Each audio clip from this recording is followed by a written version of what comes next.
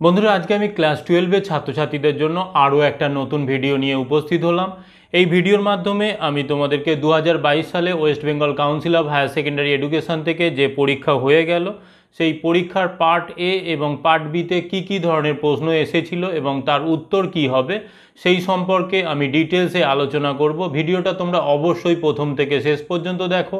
যারা এই চ্যানেলে এখনও নতুন আছো তারা অবশ্যই চ্যানেলটা সাবস্ক্রাইব করে দিয়ে পাশের দেওয়া বেল আইকনটা ক্লিক করে অল নোটিফিকেশানটা অন করে রাখো ভূগোল সংক্রান্ত প্রয়োজনীয় ভিডিও সবার আগে পাওয়ার জন্য।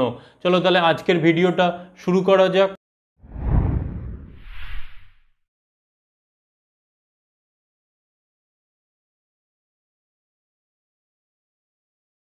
23/4/2022 শনিবার দিন উচ্চ মাধ্যমিকের ভূগোল পরীক্ষা হয়ে গেল। এই উচ্চ মাধ্যমিক ভূগোল পরীক্ষায় যে কোশ্চেনটা এসেছিল সেই কোশ্চেনটা পার্ট এ এবং পার্ট বি মিলে টোটাল 70 নাম্বার ছিল। এখানে পার্ট এর কোশ্চেনটা হলুদ রঙের ছিল, একইভাবে পার্ট বির কোশ্চেনটা দেখো সাদা রঙের ছিল। এই পার্ট এর কোশ্চেনে আমরা দেখতে পাচ্ছি দেখো পরপর আমাদের কিছু ইনস্ট্রাকশান দেওয়া আছে, তার মধ্যে দেখো টোটাল টাইম বলে দেওয়া হয়েছে দেখো 3 hours 15 মিনিট, একইভাবে টোটাল মার্কস হচ্ছে 70। তাহলে এখানে এটা টোটাল পার্ট এ এবং পার্ট বি মিলে তোমাদের 3 ঘন্টা 15 মিনিট দেওয়া হয়েছে, একইভাবে টোটাল মার্কস হচ্ছে 70 ছিল। বাদবাকি 30 মার্কস তোমাদের প্র্যাকটিক্যাল পরীক্ষার জন্য নেওয়া হয়ে গেছে। তাহলে এখানে দেখো পরীক্ষার্থীদের জন্য কিছু নির্দেশ দেওয়া ছিল, সেই নির্দেশগুলো তোমরা পড়ে অবশ্যই উত্তরগুলো করেছো। তাহলে এই বিষয়টা একটু দেখে নাও। একইভাবে এখানে 3টে ভাষায় কোশ্চেন করা হয়েছে। এখানে দেখতে পাচ্ছ ত্রিভাষিক বলে লেখা আছে, বাংলা, ইংরাজি এবং হিন্দি ভাষায় কোশ্চেনটা করা হয়েছে। এবারে চলো আমরা পার্ট এতে আমাদের টোটাল যে 35 নাম্বার আছে দেখো 7 × 5 35 মার্কস আছে। এখানে দেখতে পাচ্ছ বিভাগ ক বা পার্ট এ আছে, এখানে মার্কস হচ্ছে 35। এখানে একের দাগের দেখো কোশ্চেনটা কি বলা হয়েছে না, নিম্নলিখিত প্রশ্নগুলির উত্তর দাও। এখানে ব্যাকেটে দেওয়া আছে বিকল্প প্রশ্নগুলি লক্ষণীয়। এখানে একের এর দাগের দেখো কাস্ট ভূমিরূপের পরিপূর্ণ বিকাশের জন্য প্রয়োজনীয় শর্তাবলী সংক্ষেপে আলোচনা করো। এরপরে এই অংশেই দেখো এর দাগের 3টে পার্টে কোশ্চেনটা এসেছে। এরপরে 2 নম্বর পার্টে দেখো নগ্নিভবন বলতে কি বোঝো, এবং 3 নম্বর পার্টে দেখো অন্ধ উপত্যকা ও শুষ্ক উপত্যকার সংজ্ঞা দাও। তাহলে এই 3টে পার্টে কোশ্চেন এসেছে, এখানে 4+1+2 হিসাবে এসেছে। এখানে প্রথমে যেটা করতে হচ্ছে তোমাদের, একদম প্রথম পার্টে আমরা দেখতে পাচ্ছি কাস্ট ভূমিরূপের গড়ে ওঠার জন্য প্রয়োজনীয় শর্তাবলী। সেখানে 1 নম্বর শর্তাবলী আমরা লিখতে পারি দ্রবণীয় শিলাস্তরের উপস্থিতি। 2 নম্বর চুনা পাথরের মধ্যে ক্যালসিয়াম কার্বনেটের পরিমাণ তোমাদের কমপক্ষে 40% হতে হবে। তারপরে 3 নম্বর বৃষ্টিপাতের পরিমাণ পর্যাপ্ত থেকে মাঝারি, সেখানে যেন বছরে 30 সেন্টিমিটারের কম না হয়।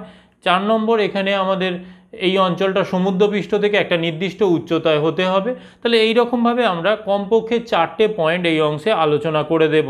এরপরে দেখো নগ্নিভবন বলতে কি বোঝো, এর জন্য 1 নাম্বার দেওয়া হয়েছে।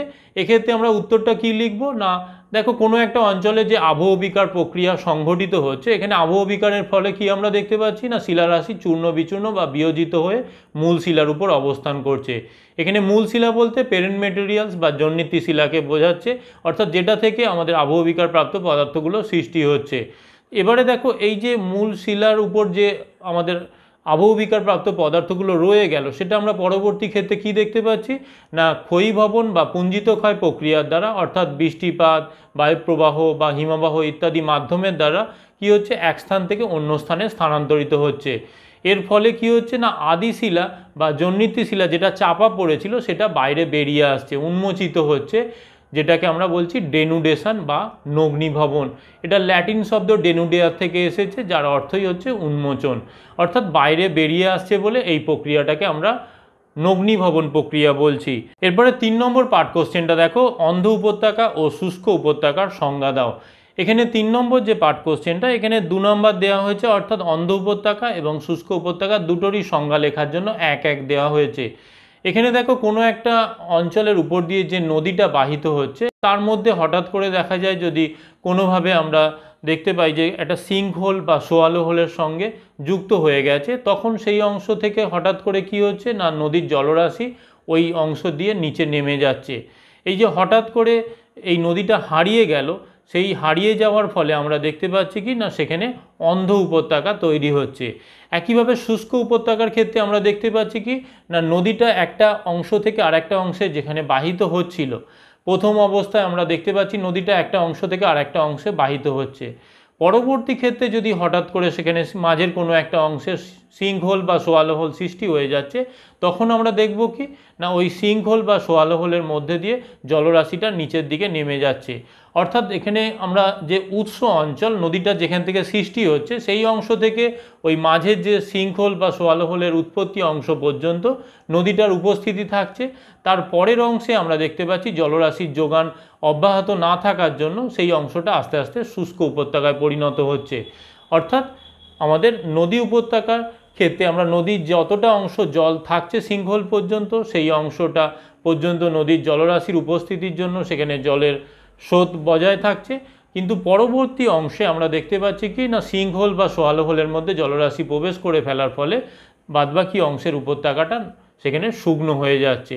তাহলে এই অংশটাকে আমরা বলছি শুষ্ক উপত্যকা। এরপরে অথবা হিসাবে আমাদের এসেছে দেখো মৃত্তিকা সংরক্ষণের বিভিন্ন পদ্ধতিগুলি সংক্ষেপে আলোচনা করো। একইভাবে এলুভিয়েশন বলতে কি বোঝো? এখানে 6+1 দেওয়া হয়েছে। এখানে মৃত্তিকা সংরক্ষণের যে বিভিন্ন পদ্ধতি আছে সেই পদ্ধতিগুলোকে লিখে ফেলতে হবে। একইভাবে এলুভিয়েশন প্রক্রিয়াটা আমাদেরকে লিখতে হবে, তার জন্য 1 নাম্বার দেওয়া হয়েছে। এখানে এলুভিয়েশন বলতে আমাদের মৃত্তিকার উপরিভাগের যে পরপর স্তরগুলো আছে এ বি সি ডি, যে পরপর স্তরগুলো আছে সেখানে আমরা দেখতে পাচ্ছি কি না উপরিভাগের এ স্তর থেকে কি হচ্ছে বৃষ্টিপাত বা তুষারগলা জল যখন বাহিত হয়ে নিচে অনুপ্রবেশ করছে, সেই অনুপ্রবেশের ফলে কি হচ্ছে না উপরিভাগের খনিজ পদার্থগুলো ওই বৃষ্টির জলের সঙ্গে নিচের দিকে নেমে যাচ্ছে। এই নেমে যাওয়ার ফলে কি হচ্ছে উপরিভাগ খনিজ শূন্য হয়ে পড়ছে। এই খনিজ শূন্য হয়ে পড়া বা খনিজের ক্ষয়প্রাপ্ত হয়ে যাওয়ার ঘটনাটাকেই আমরা বলছি এলুভিয়েশন প্রক্রিয়া। এরপরে বিয়ের দাগের কোশ্চেনটা দেখো, জীববৈচিত্র্যের জিনগত বৈচিত্র্য ও প্রজাতিগত বৈচিত্র্য সম্বন্ধে সংক্ষিপ্ত টিকা লেখো। এরপরে এর সঙ্গে পাঠ কোশ্চেন দেওয়া হয়েছে দেখো, সংক্ষেপে জীববৈচিত্র্যের গুরুত্ব উল্লেখ করো। তাহলে এখানে এই দুটো পার্টে 4+3 করে দেওয়া হয়েছে এখানে নাম্বার। এখানে তাহলে আমাদের জিনগত বৈচিত্র্য ও প্রজাতিগত বৈচিত্র্য এখানে 2 নাম্বার করে দুটো টিকা লিখতে বলেছে। একইভাবে আমাদের জীববৈচিত্র্যের গুরুত্ব এখানে 3 নাম্বার দেওয়া হয়েছে। এরপরে অথবা হিসাবে দেওয়া হয়েছে দেখো, উপযুক্ত চিত্রসহ নাতিশীতোষ্ণ ঘূর্ণবাতের জীবনচক্র ব্যাখ্যা করো। এখানে আমাদেরকে নাতিশীতোষ্ণ ঘূর্ণবাতের জীবনচক্র পরপর লিখে ফেলতে হবে। সেখানে আমাদের স্টেপগুলো দিয়ে ছবি দিয়ে ভালো করে সুন্দর করে লিখে ফেলতে হবে। এরপরে এর পাঠ কোশ্চেন হিসাবে 1 নম্বরে দিয়েছে দেখো, শারীরবৃত্তীয় শুষ্ক মৃত্তিকা বলতে কি বোঝায়। এখানে শারীরবৃত্তীয় শুষ্ক মৃত্তিকা বলতে ম্যানগ্রোভ অরণ্যের বা আমাদের উপকূলীয় অংশের যে লবণাক্ত মৃত্তিকা সেই লবণাক্ত মৃত্তিকাকে বোঝানো হয়ে থাকে। কারণ দেখো এখানে লবণাক্ত মৃত্তিকায় আমরা দেখতে পাচ্ছি কি জোয়ারের ফলে প্রচুর জল থাকছে। যখন জোয়ারের পরে ভাঁটা আসছে তখন জলটা নেমে গেলেও সেখানে সেই লবণাক্ত মাটিতে জল কিন্তু পর্যাপ্ত রয়ে যাচ্ছে। কিন্তু সেই জলটা লবণাক্ত হওয়ার জন্য সেখানে উদ্ভিদের শারীরবৃত্তীয় কোনো কাজে লাগছে না। অর্থাৎ উদ্ভিদ ওই জল নিয়ে কোনো তার জৈবনিক ক্রিয়াকলাপ চালাচ্ছে না। তার জলের জন্য কি করতে হচ্ছে, শিকড়কে অনেক নিচে অনেক গভীরে প্রবেশ করাতে হচ্ছে, যেখান থেকে স্বাদু জল সংগ্রহ করছে, অথবা বাতাস থেকে স্বাদু জল সংগ্রহ করছে, করে তারপরে সে কী হচ্ছে তার শারীরবৃত্তীয় ক্রিয়াগুলো চালিত করছে। সেই জন্য এই মৃত্তিকার মধ্যে জল থাকা সত্ত্বেও যেহেতু শারীরবৃত্তীয় কোনো কাজে লাগছে না, সেই জন্য এই মাটিটাকে উপকূলীয় যে আমাদের লবণাক্ত মাটি, এই উপকূলীয় লবণাক্ত মাটিটাকে আমরা শারীরবৃত্তীয় শুষ্ক মৃত্তিকা বলছি। তাহলে এর জন্য 1 নম্বর দেওয়া হয়েছিল। এরপরে সিয়ের দাগের কোশ্চেনটা দেখো, ভূমধ্যসাগরীয় জলবায়ু অঞ্চল ফল উৎপাদনে বিখ্যাত কেন? একইভাবে নিবিড় জীবিকা সত্তাভিত্তিক কৃষির ক্ষেত্রে মাথাপিছু উৎপাদন কম কেন? আর শস্যাবর্তনের 2টি গুরুত্বপূর্ণ বৈশিষ্ট্য উল্লেখ করো। এখানে 3+2+2 দেওয়া হয়েছে। এখানে ভূমধ্যসাগরীয় জলবায়ু অঞ্চল ফল উৎপাদনে বিখ্যাত হওয়ার কারণটা লিখে ফেলতে হবে। দেখো এখানে যা আমি সাজেশান দিয়েছিলাম কম বেশি প্রায় সবটাই এসেছে। এখানে দুটো একটা কোশ্চেন একটু এদিক ওদিক হয়েছে, বাদবাকি তোমাদের সব কোশ্চেনই কমন আছে। তোমরা সাজেশানটা দেখে নিতে পারো, সেই সাজেশানের ভিত্তিতেই ম্যাক্সিমাম কোশ্চেন তোমাদের এসেছে পরীক্ষায়। এবারে দেখো এখানে নিবিড় জীবিকা সত্তাভিত্তিক কৃষির ক্ষেত্রে মাথাপিছু উৎপাদন কম হয় কেন? কারণ এখানে দেখো জমির পরিমাণ কম, এখানে ফসল উৎপাদনটাও বাণিজ্যিকভাবে হয়ে থাকে না। এখানে সার প্রয়োগ বা তোমার বিভিন্ন ধরনের যে টেকনিক্যাল বা কারিগরি যে দক্ষতা সেগুলো খুবই কম পরিমাণে অ্যাডপ্ট করা হয়, যার জন্য এখানে মাথাপিছু উৎপাদন কিন্তু কম হয়ে থাকে। এরপরে শস্যাবর্তনের দুটি গুরুত্বপূর্ণ বৈশিষ্ট্য উল্লেখ করতে বলেছে। এখানে শস্যাবর্তন বলতে আমরা যখন কোনো একটা জমিতে সারা বছর একই ধরনের ফসল চাষ না করে বিভিন্ন ধরনের ফসলকে ঘুরিয়ে ফিরিয়ে চাষ করি, তখন সেটাকে শস্যাবর্তন বলা হচ্ছে। এবারে দেখো এর দুটো যদি বৈশিষ্ট্যের কথা বলা হয় তাহলে এখানে দেখো প্রথমত মৃত্তিকার উর্বরতা বৃদ্ধি হচ্ছে, দ্বিতীয়ত এখানে বিভিন্ন ধরনের ফসল চাষ করার ফলে আমরা দেখতে পাচ্ছি কি না আস্তে আস্তে মাটির মধ্যে নাইট্রোজেনের পরিমাণও বৃদ্ধি করা সম্ভবপর হচ্ছে। তাহলে এই বিষয়গুলো এখানে লিখে ফেলতে হবে। তারপরে দেখো এখানে অথবা হিসাবে দিয়েছে ভারতীয় কৃষিতে সবুজ বিপ্লবের 3টি কুফল আলোচনা করো। এখানে সুফল কিন্তু বলেনি, এখানে কুফলের কথা বলা হয়েছে, তাহলে 3টে কুফল আলোচনা করতে হবে। একইভাবে এখানে দেখো ইক্ষু উৎপাদনের অনুকূল ভৌগোলিক পরিবেশ সংক্ষেপে আলোচনা করতে বলছে, সংক্ষেপে লেখক বলা হয়েছে। তাহলে এখানে এর জন্য 4 নাম্বার দেওয়া হয়েছে। একইভাবে ভারতীয় কৃষিতে সবুজ বিপ্লবের কুফল 3টে লেখার জন্য এখানে 3 নাম্বার দেওয়া হয়েছে। এরপরে আমরা ডি এর দাগে চলে যাচ্ছি। ডি এর দাগের ক্ষেত্রে দেখো ভারতের পূর্ব মধ্যাঞ্চলে লৌহ ইস্পাত শিল্পের কেন্দ্রীভবনের কারণগুলি ব্যাখ্যা করো, এর জন্য 5 নাম্বার দেওয়া। এর পাশাপাশি দেখো কার্পাস বয়ন শিল্পকে শিকড় আলগা শিল্প বলে কেন, এর জন্য 2 নাম্বার দেওয়া হয়েছে। এক্ষেত্রে দেখো কার্পাস বয়ন শিল্পের ক্ষেত্রে যেটা প্রয়োজনীয় জিনিস সেটা হচ্ছে তুলো বা কার্পাস। এবারে তুলো বা কার্পাস হচ্ছে বিশুদ্ধ কাঁচামাল, এর যেহেতু পণ্য সূচক 1 হচ্ছে সেই জন্য ভারতের বা পৃথিবীর যে কোনো জায়গায় এই শিল্প গড়ে তোলা যায়। এর ফলে কোনো রকম কোনো লোকসান হওয়ার কোনো ভয় থাকে না এই শিল্প উৎপাদনের ক্ষেত্রে। সেই জন্য একে আমরা, যেহেতু এদের অবস্থান নির্দিষ্ট নয়, সেই জন্য এই শিল্পটাকে আমরা শিকড় আলগা শিল্প বলছি। এরপরে অথবা হিসাবে দেওয়া হয়েছে দেখো ব্রাজিলের রবার শিল্প গড়ে ওঠার সমস্যাগুলি আলোচনা করো।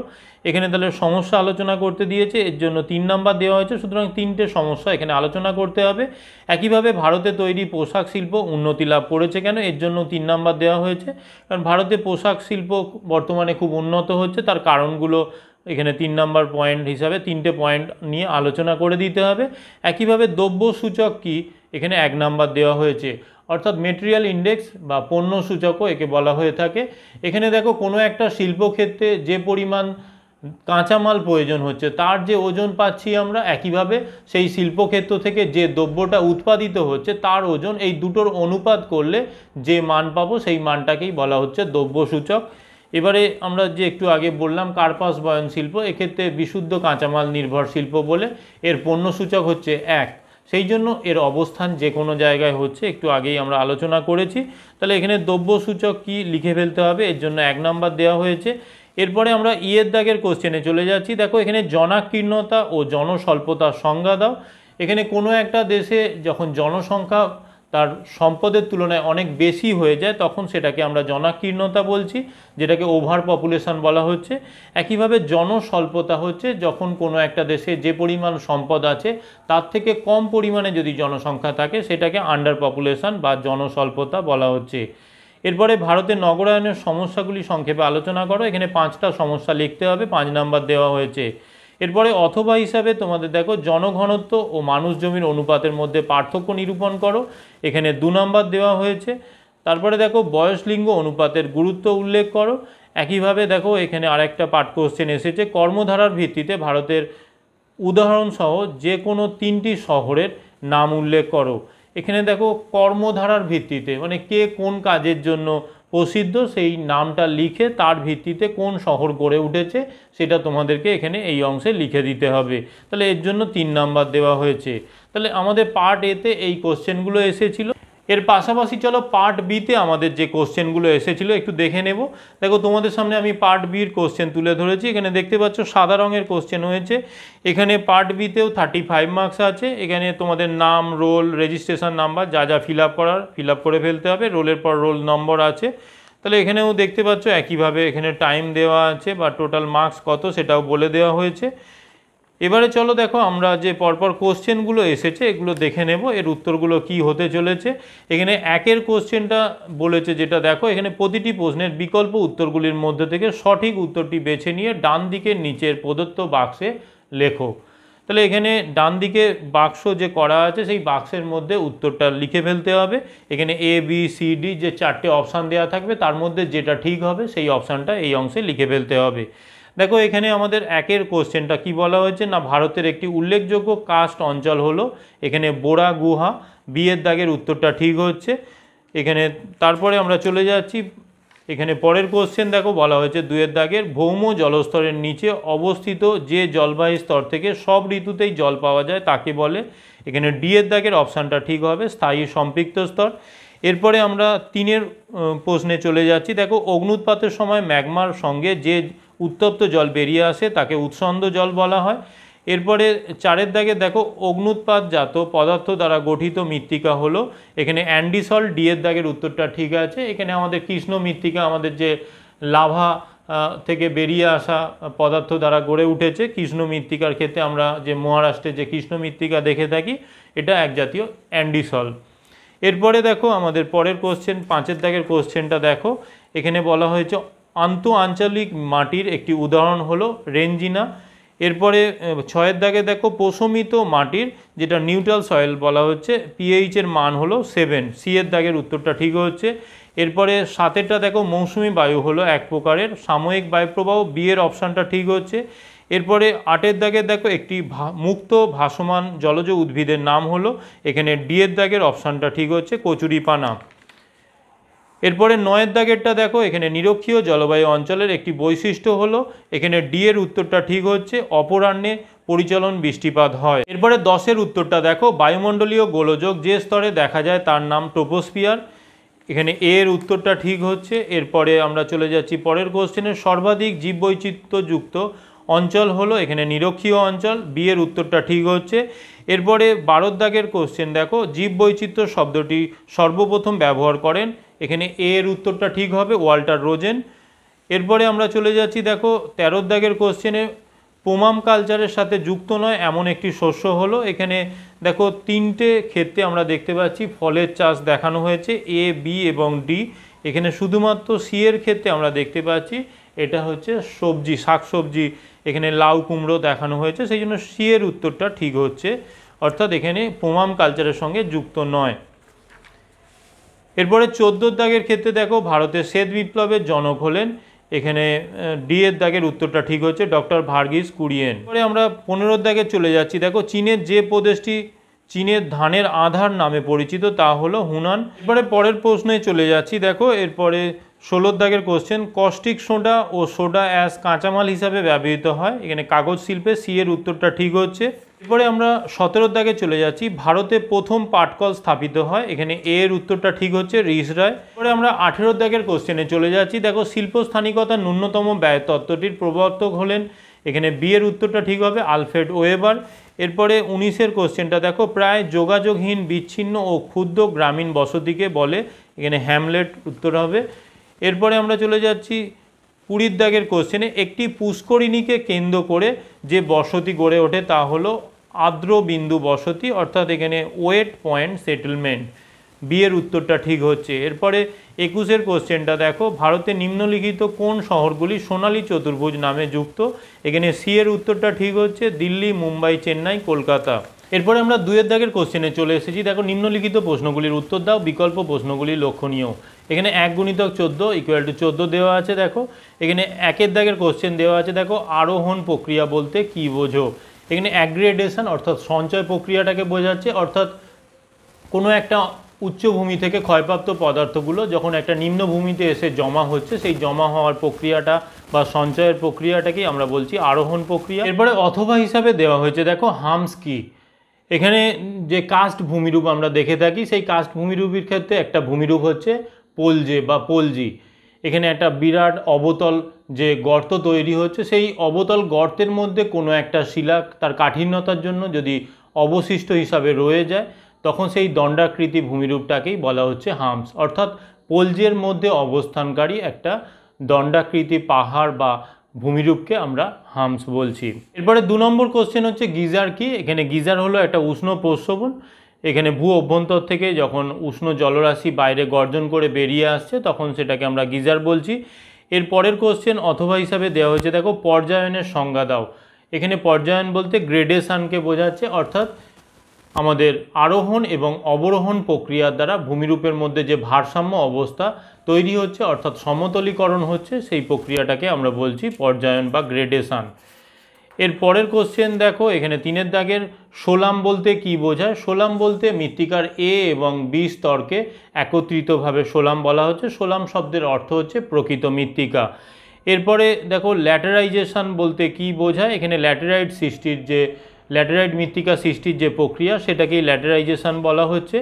এরপরে 4-এর কোশ্চেনটা দেখো, রেগোলিথ কি। রেগোলিথ হচ্ছে মৃত্তিকা সৃষ্টির আদি পর্যায়। এখানে আবহবিকার প্রাপ্ত পদার্থের সমন্বয়ে যে মৃত্তিকা সৃষ্টি হচ্ছে সেই মৃত্তিকাটাকেই বলা হচ্ছে রেগোলিথ। এরপরে অথবা হিসাবে দেওয়া হয়েছে স্বল্পমোচন বা এক্সফোলিয়েশন কি। এখানে স্বল্পমোচন প্রক্রিয়া হলো তাপমাত্রাজনিত আবহবিকারের একটা প্রক্রিয়া। এক্ষেত্রে উষ্ণতার তারতম্যের জন্য দিন এবং রাতে বা গ্রীষ্ম এবং শীতকালে উষ্ণতার তারতম্যের জন্য আমরা দেখতে পাচ্ছি কি না মরু অঞ্চলে শিলারাশি, এবার এখানে শিলা তাপের কুপরিবাহী, যার জন্য কি হচ্ছে বাইরের অংশ যতটা প্রসারিত হচ্ছে ভিতরের অংশ দিনের বেলা ততটা প্রসারিত হচ্ছে না সূর্যের আলোর দ্বারা, সূর্যের তাপে। একইভাবে রাত্রিবেলার ক্ষেত্রেও আমরা দেখতে পাচ্ছি রাত্রিবেলা যতটা সংকুচিত হচ্ছে বাইরের অংশটা, নিচের ভিতরের অংশটা ততটা সংকুচিত হচ্ছে না। এর ফলে ওই যে যতটা প্রসারিত হচ্ছে আর হচ্ছে না এই দুটোর মাঝে একটা পীড়ন রেখা তৈরি হচ্ছে, একটা স্ট্রেস তৈরি হচ্ছে। এবারে ওই রেখা বরাবর আমরা দেখতে পাচ্ছি কি না বাইরের অংশটা ভিতরের অংশ থেকে পেঁয়াজের খোসার ন্যায় ছেড়ে যাচ্ছে। এই খোসার ন্যায় ছেড়ে যাওয়ার প্রক্রিয়াটাকেই আমরা বলছি স্বল্পমোচন প্রক্রিয়া বা এক্সফোলিয়েশন। এর পরের কোশ্চেন দেখো, এখানে ঘূর্ণবাতের চক্ষু কাকে বলে। ঘূর্ণবাতের কেন্দ্র অঞ্চলটাকে ঘূর্ণবাতের চক্ষু বলা হয়। এই অঞ্চলটা শান্ত অঞ্চল। এরপরে দেখো এই অঞ্চল বায়ুর চাপ সবথেকে কম থাকে। একইভাবে এখানে অথবা হিসাবে দেওয়া হয়েছে দেখো মৌসুমি বিস্ফোরণ বলতে কি বোঝায়। দেখো গ্রীষ্মের দাবদাহের মধ্যে আমাদের দক্ষিণ পশ্চিম মৌসুমি বায়ু যখন ভারতে প্রবেশ করে তখন প্রচুর পরিমাণে ঝড় বৃষ্টিপাত সংঘটিত হয় বলে তাকে মৌসুমি বিস্ফোরণ বলা হয়ে থাকে। এরপরে 6-এর কোশ্চেনটা দেখো, ITCZ কি। এখানে ITCZ এর পুরো কথাটা হচ্ছে ইন্টার টপিক্যাল কনভার্জেন্স জোন। এখানে আন্তঃক্রান্তীয় অভিসরণ অঞ্চল, অর্থাৎ এই অংশ বরাবর আমরা দেখতে পাচ্ছি কি না কর্কটীয় এবং মকরীয় অঞ্চল থেকে, অর্থাৎ দুটো উচ্চচাপ অঞ্চল থেকে আমাদের নিরক্ষীয় নিম্নচাপ অঞ্চলের দিকে বায়ু প্রবাহিত হচ্ছে। এখানে উত্তর পূর্ব এবং দক্ষিণ পূর্ব আয়নবায়ু পরস্পর মুখোমুখি সংঘর্ষ লিপ্ত হয়ে আমরা দেখতে পাচ্ছি একটা শান্ত বলয় সৃষ্টি হয়েছে। সেই শান্ত বলয়টাকেই ITCZ বলা হচ্ছে। এরপরে অথবা হিসাবে দেওয়া হয়েছে দেখো জিওস্ট্রপিক বায়ু কাকে বলে। এখানে দেখো আমাদের ভূপৃষ্ঠ থেকে 3 কিমি উচ্চতায় আমরা দেখতে পাচ্ছি কি কোরিওলিস বলের প্রভাবে আমাদের বায়ুটা কি হচ্ছে না সমচাপ রেখার সঙ্গে উত্তর গোলার্ধের ডান দিকে এবং দক্ষিণ গোলার্ধের বাম দিকে বেঁকে প্রবাহিত হচ্ছে। অর্থাৎ এখানে বায়ুচাপের সঙ্গে অর্থাৎ সমচাপ রেখার সঙ্গে যেহেতু এটা ব্যালেন্স করে প্রবাহিত হচ্ছে, এই উত্তর গোলার্ধের ডান দিকে এবং দক্ষিণ গোলার্ধের বাম দিকে বেঁকে যে প্রবাহিত হচ্ছে এই বায়ুটাকেই বলা হচ্ছে জিওস্ট্রপিক বায়ু। এরপরে আমরা চলে যাচ্ছি, এখানে দেখো 7-এর কোশ্চেনটা বলা হচ্ছে বিশ্ব উষ্ণায়নের দুটো প্রভাব লিখতে বলা হয়েছে। এখানে গোটা পৃথিবীব্যাপী বিশ্ব উষ্ণায়নের ফলে উষ্ণতা বৃদ্ধির ফলে যে প্রভাবগুলো পড়ছে তার মধ্যে জলবায়ুর পরিবর্তন ঘটছে, স্বাস্থ্যের উপর প্রভাব হচ্ছে, মরুকরণ ঘটছে, এরকম যে কোনো দুটো প্রভাব তোমাদের লিখে ফেলতে হবে। এরপরে আলোকপ্রেমী ও আলোক বিদ্বেষী উদ্ভিদের একটি করে উদাহরণ দাও। আলোকপ্রেমী উদ্ভিদের ক্ষেত্রে নয়নতারা, সূর্যমুখী এরা আলোকপ্রেমী উদ্ভিদ। একইভাবে আলোক বিদ্বেষী উদ্ভিদের ক্ষেত্রে পান গাছ। এরপরে 8-এর দাগের কোশ্চেনটা দেখো, ভারতের জীববৈচিত্র্যের উষ্ণ অঞ্চলে ব্র্যাকেটে হটস্পটের দুটি উদাহরণ দাও। এখানে ভারতের দুটো হটস্পট হচ্ছে, একটা হচ্ছে পেরিয়ার অঞ্চল আর একটা হচ্ছে সাইলেন্ট ভ্যালি। তাহলে এই দুটো অঞ্চলের নাম লিখে দিতে হবে। এরপরে দেখো আমাদের বলেছে অন্তঃক্ষেত্রীয় সংরক্ষণ বলতে কি বোঝো, যেটাকে ইনসিটু সংরক্ষণ, অর্থাৎ উদ্ভিদ বা প্রাণীকে যখন তার নিজের বাসস্থান বা নিজের অঞ্চলের মধ্যেই আমরা যখন সংরক্ষণ করব তখন সেটাকেই বলা হচ্ছে ইনসিটু কনজারভেশন। এরপরে চলে যাচ্ছি দেখো জীববৈচিত্র্য বিনাশের দুটি কারণ উল্লেখ করো। এখানে দুটো কারণ লিখে ফেলতে হবে। এরপরে জীববৈচিত্র্যের সংজ্ঞা দাও। এখানে কোনো একটা অঞ্চলে বিভিন্ন ধরনের আণুবীক্ষণিক জীব থেকে শুরু করে উদ্ভিদ প্রাণী এদের সমন্বয়ে যে বৈচিত্র্যময় অঞ্চল গড়ে উঠছে তাকেই আমরা বলছি বায়োডাইভার্সিটি বা জীববৈচিত্র্য। এরপরে ট্রাক ফার্মিং বলতে কি বোঝায়। এখানে উদ্যান কৃষির ক্ষেত্রে আমরা ট্রাক ফার্মিং শব্দটা ব্যবহার করে থাকি। এখানে বাজারের চাহিদার উপর ভিত্তি করে যেহেতু এই ধরনের কৃষিজ ফসল উৎপাদন করা হয়, সেখানে আমরা দেখতে পাচ্ছি কি মূলত শহর থেকে একটু দূরবর্তী অঞ্চলে গ্রাম্য পৌর উপকণ্ঠ বা গ্রামীণ অঞ্চলে কি হচ্ছে চাষবাস করা হচ্ছে। এবারে ম্যাক্সিমাম ডিমান্ডটা আমরা দেখতে পাচ্ছি কি না শহরাঞ্চলে, কিন্তু শহরাঞ্চলে ভোরের দিকে যখন মালপত্র পৌঁছে দিতে হচ্ছে, অর্থাৎ এই যে শাকসবজি বা ফলমূল পৌঁছে দেওয়ার জন্য আমরা ট্রাক ব্যবহার করছি। এবারে ট্রাকে করে যেহেতু এই ধরনের ফসলগুলো উৎপাদিত ফসলগুলোকে আমাদের যে উৎপাদক অঞ্চল থেকে যখন আমরা শহরাঞ্চলে পৌঁছে দিচ্ছি বলে এই পদ্ধতিটাকে আমরা ট্রাক ফার্মিং বলছি, এই কৃষি ব্যবস্থাটাকে আমরা ট্রাক ফার্মিং বলছি। এরপরে দেখো ছেদন ও দহন কৃষি বলতে কি বোঝো, এখানে ইংলিশটা ভালো করে মাথায় রাখতে হবে, slash and burn method of agriculture. এটা স্থানান্তর কৃষি ব্যবস্থার ক্ষেত্রে এই শব্দটা ব্যবহার করা হয়ে থাকে। এখানে স্থানান্তর কৃষি ব্যবস্থায় আদিবাসী বা উপজাতি সম্প্রদায়ের মানুষ তারা কি করে, প্রথমে পাহাড়ি অঞ্চলে একটা জঙ্গলকে সিলেক্ট করে, সেই জঙ্গলটাকে তারপরে কি হচ্ছে কেটে তারপরে সেই জঙ্গলটাকে পুড়িয়ে সেখানে চাষবাস করে থাকে। এই যে স্থানান্তর কৃষি ব্যবস্থায় এই যে গাছপালাগুলোকে কাটা হলো, স্ল্যাশ করা হলো এবং তারপরে সেটাকে পুড়িয়ে দেওয়া হলো, বার্ন করা হলো, সেই জন্য এই কৃষি ব্যবস্থাটাকে ছেদন ও দহন কৃষি বলা হচ্ছে। এরপরে 11 দাগের কোশ্চেনটা দেখো, শস্য সমন্বয়ের সংজ্ঞা দাও। এখানে ডিফাইন ক্রপ কম্বিনেশন। এখানে জেসি উইভার আমাদের সামনে এই শস্য সমন্বয়ের ধারণা দেন। এখানে কোনো একটা অঞ্চলে যখন মোট যে কর্ষিত জমি আছে সেখানে দেখা যাচ্ছে কি না বিভিন্ন ধরনের ফসল উৎপাদিত হচ্ছে। এখানে কোনো একটা প্রধান ফসল থাকছে, তার পাশাপাশি অন্যান্য ফসল বিভিন্ন পরিমাণে উৎপাদিত হচ্ছে। এবারে কে কতটা পার্সেন্টেজে উৎপাদন হচ্ছে তার ভিত্তিতে যখন কোনো একটা অঞ্চলকে এক বা একাধিক দলে বা একাধিক অংশে আমরা একটা নির্দিষ্ট পদ্ধতির সাহায্যে ভাগ করব বা আলাদা আলাদা পার্টে বিভক্ত করব, সেই পদ্ধতিটাকেই বলা হচ্ছে শস্য সমন্বয়। এরপরে মিলেট বলতে কি বোঝায়, এখানে মিলেট কোনো একটা নির্দিষ্ট শস্য নয়, একাধিক নিকৃষ্ট মানের যে শস্য উৎপাদিত হয়ে থাকে সেই ফসলগুলোকে একত্রে আমরা মিলেট বলে থাকি। এখানে মূলত যেগুলো শুষ্ক অঞ্চল, ভারতের যেগুলো শুষ্ক অঞ্চল আছে বা পৃথিবীর যেখানে শুষ্ক অঞ্চল আছে সেই শুষ্ক অঞ্চলে আমাদের মধ্য ভারতে হতে পারে বা পশ্চিম ভারতের ক্ষেত্রে আমরা দেখে থাকি সেখানে বিভিন্ন ধরনের কী হচ্ছে নিকৃষ্ট মানের ফসল উৎপাদিত হয়ে থাকে। নিকৃষ্ট মানের কেন বলা হচ্ছে, কারণ ধান গম এগুলো হচ্ছে উৎকৃষ্ট মানের ফসল, এর পাশাপাশি নিকৃষ্ট মানের যে ফসলগুলো জোয়ার বাজরা রাগি এরকম বিভিন্ন ধরনের ফসলগুলোকে একত্রে আমরা মিলেট বলে থাকি। এরপরে 12 দাগের কোশ্চেনটা দেখো, ডাউনস্ট্রিম ইন্ডাস্ট্রি বা অনুসারী শিল্প কাকে বলে। এখানে কোনো একটা প্রধান শিল্পকে কেন্দ্র করে তার চারপাশে যখন মাঝারি বা ছোট শিল্প গড়ে ওঠে ওই শিল্পকে নির্ভর করে তখন সেই শিল্পগুলোকে বলা হচ্ছে অনুসারী শিল্প বা ডাউনস্ট্রিম ইন্ডাস্ট্রি।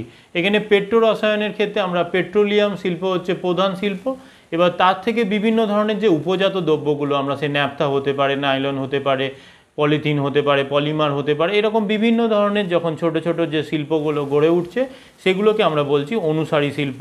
এরপরে দেখো অথবা হিসাবে দেওয়া হয়েছে ব্রেক অফ বাল্ক পয়েন্ট কাকে বলে, একে বাংলায় আমরা বলছি বিরতি সূচক বিন্দু।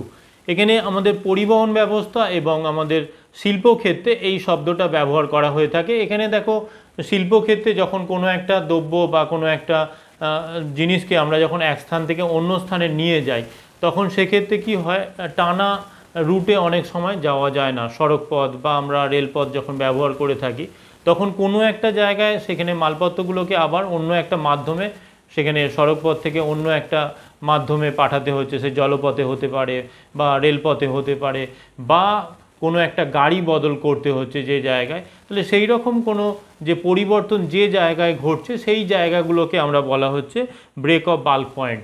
ধরো আমাদের এখানে হাওড়া থেকে আমরা করছি কি না আমাদের বলো দার্জিলিংয়ে কোনো জিনিসকে পাঠাতে চাইছি, তাহলে সেখানে আমাদের নিউ জলপাইগুড়ি স্টেশনে আমাদেরকে সেখানে সেই মালপত্রগুলো রেলপথে ধরো যাচ্ছিলো সেখান থেকে আমাদেরকে গাড়ি বদল করতে হচ্ছে, তাহলে সেই নিউ জলপাইগুড়ি স্টেশনটা হচ্ছে এখানে আমাদের ব্রেক অফ বাল্ক পয়েন্ট। তাহলে এই বিষয়টা ক্লিয়ার হয়ে গেল। এর পরের কোশ্চেন দেখো, এখানে 13 দাগের কোশ্চেন, জনসংখ্যার শূন্য বৃদ্ধি বলতে কি বোঝায়। এখানে জিরো পপুলেশন গ্রোথ, অর্থাৎ কোনো একটা অঞ্চলে জনসমগ্রকে যদি দীর্ঘ সময় ধরে একই ধরনের বয়স নির্দিষ্ট জন্মহার মৃত্যুহার চলতে থাকে তাহলে জনসংখ্যার বৃদ্ধি সেক্ষেত্রে শূন্য হয়ে থাকে। তাহলে এই অবস্থাটাকেই জনসংখ্যার শূন্য বৃদ্ধি বলা হচ্ছে, অর্থাৎ সেক্ষেত্রে জনসংখ্যার বৃদ্ধি ঘটছে না, সেখানে জন্মহার মাইনাস মৃত্যুহার ইকুয়াল টু 0 হয়ে যাচ্ছে। তাহলে এই বিষয়টা লিখে ফেলতে হবে। এরপরে অথবা হিসাবে দেওয়া হয়েছে দেখো, অভ্যন্তরীণ পরিব্রাজনের দুটি কারণ লেখো। এখানে দেখো আমাদের বিবাহ সূত্রে মেয়েদের ক্ষেত্রে আমরা দেখে থাকি একটা জায়গা থেকে আরেকটা জায়গা আমাদের একটা নির্দিষ্ট দেশ বা একটা নির্দিষ্ট সীমানার মধ্যেই যখন চেঞ্জ হয়ে যাচ্ছে, এটা একটা কারণ হতে পারে। দ্বিতীয়ত কর্মসংস্থানের জন্য এক স্থান থেকে অন্য স্থানে যেতে পারে। তাহলে এই কারণগুলো উল্লেখ করে দিতে হবে। এরপরে মেগা সিটি, এখানে 50 লক্ষের বেশি জনসংখ্যা বিশিষ্ট শহরগুলোকে মেগা সিটি বলা হচ্ছে। সে আমাদের বৃহত্তর কলকাতা হতে পারে, মুম্বাই হতে পারে।